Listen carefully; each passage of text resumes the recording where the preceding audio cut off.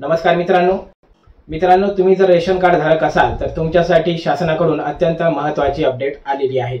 आता असे काही कुटुंब आहेत ज्यांचं रेशन आता बंद होणार आहे। त्यांना आतापर्यंत शासनाने मुदतवाढ देखील दिलेली होती, वारंवार सूचना देखील दिलेल्या होत्या, परंतु असे काही कुटुंब अजून राहिलेले आहेत। रेशन कार्डच्या अशा काही लाभार्थ्यांनी ई-केवायसी ही कंप्लीट केलेली नाही। त्यामुळे राज्यातील अशा 30% लाभार्थ्यांचे रेशन कार्ड आता बंद होणार आहेत। त्यांना इथून पुढे रेशन कार्ड हे मिळणार नाही। याबद्दलची सविस्तर आणि महत्त्वाची अपडेट शासनाकडून मिळालेली आहे। याबद्दलची माहिती आपण आज आपल्या व्हिडिओमध्ये पाहणार आहोत। त्यासाठी व्हिडिओ शेवटपर्यंत नक्की बघा। चॅनलवर जर नवीन असाल तर लगेच आपल्या चॅनलला सबस्क्राइब करून घ्या। मित्रांनो, आतापर्यंत शासनाकडून वारंवार सूचना देऊन आणि वारंवार मुदतवाढ देऊन देखील रेशन कार्डच्या लाभार्थ्यांनी आतापर्यंत ई-केवायसी कडे पाठ फिरवलेली दिसत आहे। आतापर्यंत जवळपास फक्त 70% लाभार्थ्यांनीच ई-केवायसी कंप्लीट केलेली आहे।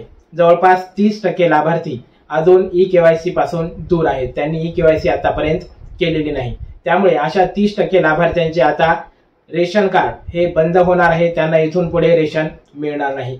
आता रेशन कार्ड ई-केवायसी साठी शासनाने शेवटची अंतिम तारीख दिलेली आहे 31 मार्च। जर तुम्ही 31 मार्च पर्यंत तुमचं रेशन कार्डची ई-केवायसी पूर्ण केली नाही तर तुमचं इथून पुढे रेशन बंद होणार, रेशन कार्डवरील तुमचे नाव कट होणार असा इशारा सरकारकडून देण्यात आलेला आहे। त्यामुळे लवकरात लवकर तुम्हाला तुमची ई-केवायसी कंप्लीट करून घेणं गरजेचं आहे। हा शेवटचा महिना आहे, 31 तारीख शेवटची आहे, त्यामुळे तुम्हाला ई-केवायसी करून घेणं गरजेचं आहे। जवळपास राज्यामध्ये 2,29,00,000 लाभार्थी हे ई-केवायसी करण्याचे बाकी आहेत आणि येत्या 31 तारखेपर्यंत या सर्व लाभार्थ्यांनी रेशन कार्डची ई-केवायसी कंप्लीट केली नाही तर त्यांचं रेशन इथून पुढे बंद होणार आहे। आता रेशन कार्डची ई-केवायसी कशी करायची याबद्दलचे व्हिडिओ आपण याआधी पण घेतलेले आहेत। एकदम सोपी पद्धत आहे। तुम्हाला जर रेशन कार्डची ई-केवायसी करायची असेल तर तुमच्या सर्व कुटुंबियांचे आधार कार्ड सोबत घेऊन जायचे आणि संबंधित जे रेशन दुकान आहे त्याच्याकडे तुमचा थंब देऊन तुम्हाला ई-केवायसी कंप्लीट करायची आहे। किंवा मग शासनाच्या माध्यमातून मेरा केवायसी हे ॲप देखील लॉन्च करण्यात आलेला आहे। तुम्ही घर बसल्या तुमच्या मोबाईलवरून देखील तुमची ई-केवायसी कंप्लीट करून घेऊ शकता। अशा पद्धतीच्या सुविधा देऊन देखील जवळपास राज्यातील 30% लाभार्थ्यांनी त्यांची ई-केवायसी पूर्ण करून घेतलेली नाही। त्यांना शेवटची तारीख आता 31 मार्च देण्यात आलेली आहे। आता आपण जिल्हानिहाय यादी त्या ठिकाणी पाहणार आहोत की कोणत्या जिल्ह्यातून किती लाभार्थ्यांची ई-केवायसी करणं प्रलंबित आहे। तर बघा, पुणे जिल्ह्यामध्ये जवळपास 12,89,000 लाभार्थी हे प्रलंबित आहेत। त्यानंतर परभणी जिल्ह्यामध्ये 5,27,000, नांदेड जिल्ह्यामध्ये 9,41,000, बीडमध्ये 6,86,000, धाराशिवमध्ये 4,72,000, लातूरमध्ये 6,98,000, नागपूर शहरात 6,31,000, धुळेमध्ये 5,56,000, सिंधुदुर्गमध्ये 2,43,000, हिंगोलीमध्ये 2,97,000, जळगाव 10,06,000, नागपूर जिल्हा 6,54,000, गडचिरोली जिल्हा 2,99,000, नंदुरबार 4,36,000, जालना 5,57,000, मुंबई ई विभाग 6,81,000, सोलापूर शहर 1,83,000, अकोला 4,44,000, पुणे शहर 4,61,000, अमरावती 6,62,000, अहिल्यानगर 9,69,000, बुलढाणा 6,09,000, पालघर 6,04,000, सांगली 5,84,000,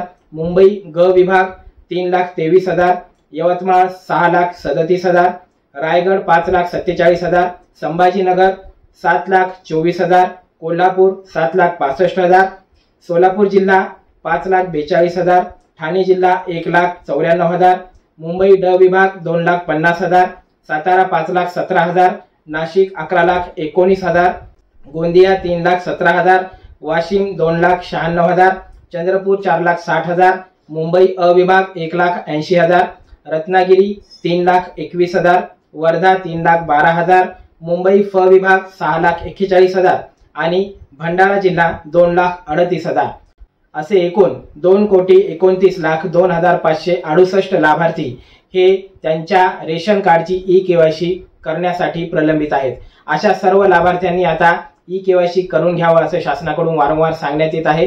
31 मार्च ही शेवटची तारीख आता ठेवण्यात आलेली आहे। लवकरात लवकर अशा 30% लाभार्थ्यांनी स्वस्त धान्य दुकानामध्ये जाऊन किंवा मग तुमच्या मोबाईलवरती मेरा ई-केवायसी हे ॲप डाउनलोड करून लवकरात लवकर ई-केवायसी कंप्लीट करून घ्या, अन्यथा तुमचं रेशन कार्ड बंद करण्यात येईल असा इशारा शासनाने दिलेला आहे। अत्यंत महत्त्वाची माहिती होती रेशन कार्ड धारकांसाठी। मी दिलेली माहिती जर आवडली असेल तर आपल्या व्हिडिओला लाईक करा आणि तुमच्या सर्व मित्रांमध्ये शेअर करा। तसेच आपल्या चॅनलला सबस्क्राईब करा। धन्यवाद।